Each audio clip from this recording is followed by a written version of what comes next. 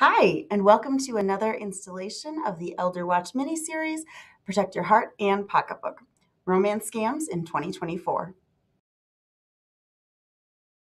Elder Watch is an over 20-year partnership between AARP and the Colorado Attorney General's Office. Elder Watch provides educational presentations for Coloradans 50 plus to help them recognize, refuse, and report fraud and financial exploitation. Additionally, we have a volunteer-staffed fraud victim support helpline should you or someone you know be the victim of fraud. My name is Jessica Zawadsky, and I am the program specialist for Elder Watch Colorado. It's that time of year again where hearts and cupids seem to be everywhere, but the other thing that's everywhere is romance scams. Romance scams are consistently in the top 10 scams reported to us here at the Elder Watch helpline. According to the FBI's IC3, the Internet Crime Complaint Center, in 2022, nationally, over 67,000 Americans reported a romance scam. Victim losses in 2022, nationally, stood at over $700 million, and victim losses for those 60 plus stood at over $400 million.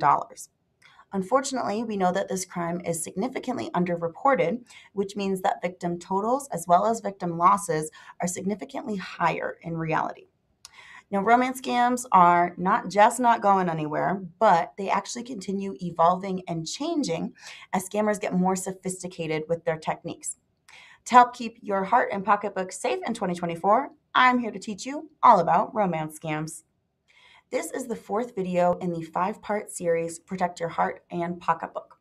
So far, we've covered the basics of a romance scam. We've covered fake identities that scammers use and how they make them. We have covered some of the manipulation techniques of a romance scam.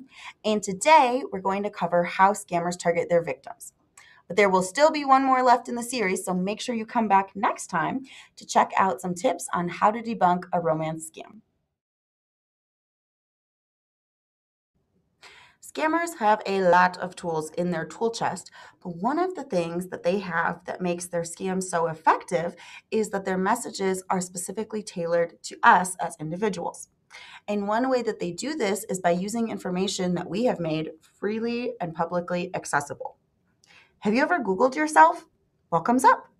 If you have social media, are your accounts public or private? If they're public, anything that is available for your friends, family, loved ones to see is also available to scammers. If your account is private, can a scammer still search for you? Can they still see a profile photo, a cover photo, a bio? All of this information, no matter how small, can be used by scammers to convince us that there's somebody they're not, or to convince us to enter into a relationship with them. I want to do a little exercise. So the image you see here is my old Facebook.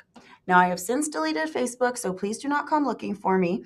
But when I did have Facebook, my account was private. Even though my account was private, you would still be able to see the two photos that you see here. The picture of me on the bottom left, as well as my cover photo in the background. Generally, what we put on our cover photos and our profile pictures has something that's important to us, and scammers know that. So they can use this information to help build out the lie, help build out the scam. So what can you learn from my profile, even though it's private and you'd only be able to see these two photos?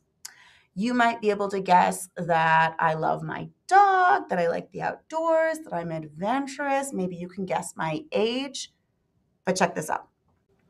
If you've joined me before, you've heard about a reverse image search. But just in case this is your first video with me, a reverse image search is essentially like a keyword search on a search engine like Google, Bing, Yahoo. But instead of typing words into the search bar, you either copy and paste or you drag in an image. So look what happens when I put my Facebook into a reverse image search. Not only will that reverse image search tell you where I was, the city, the town, but it would also tell you the specific hike that I was on, and you could dig even further into all of the resources that it pulls up. So with just my private profile picture alone, a scammer could find out how much I loved this hike. They could find out where I was, and they could use this information to convince me that we had shared interests, which might convince me to get into a relationship with the scammer. It's that easy.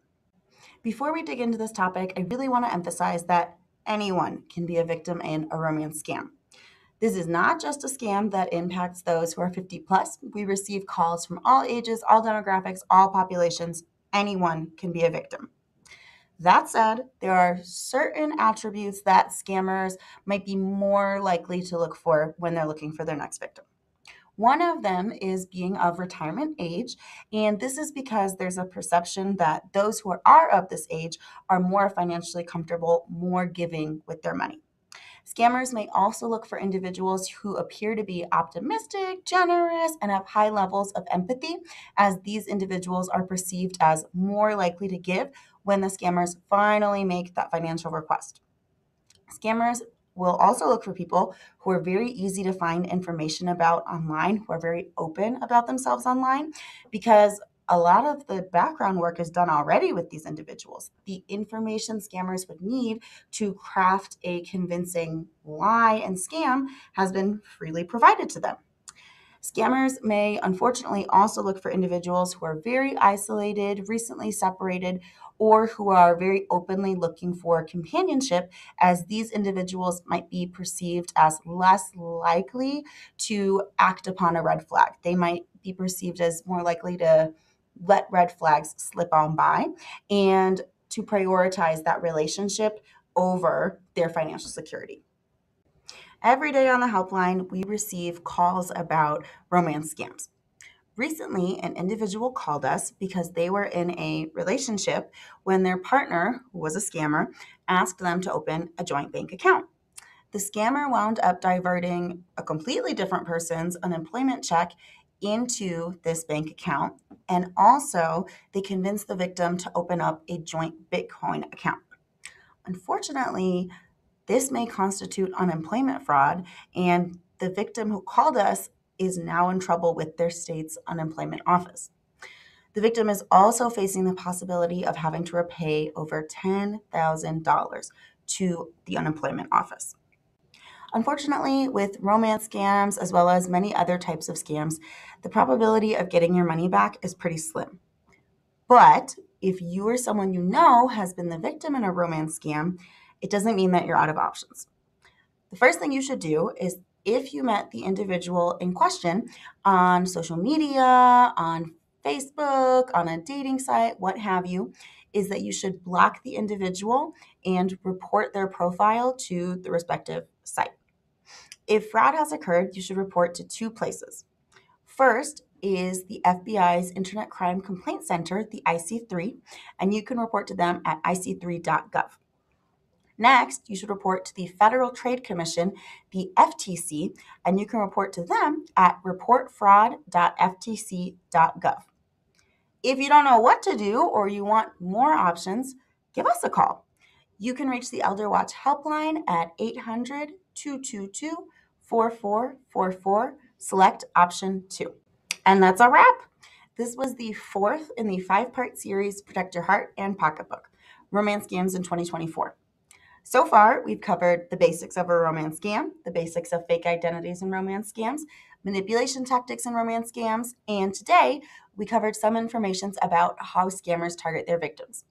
Make sure you join us next time for some tips on how to debunk a romance scam. And if you or anyone you know is the victim of fraud, give us a call here at the Elder Watch helpline. Our phone number is 800 222 4444, select option 2. My name's Jessica Zawadsky. Thanks for joining me today. I'll see you next time. And in the meantime, I hope that you protect your heart and your pocketbook. Stay safe. And that's a wrap.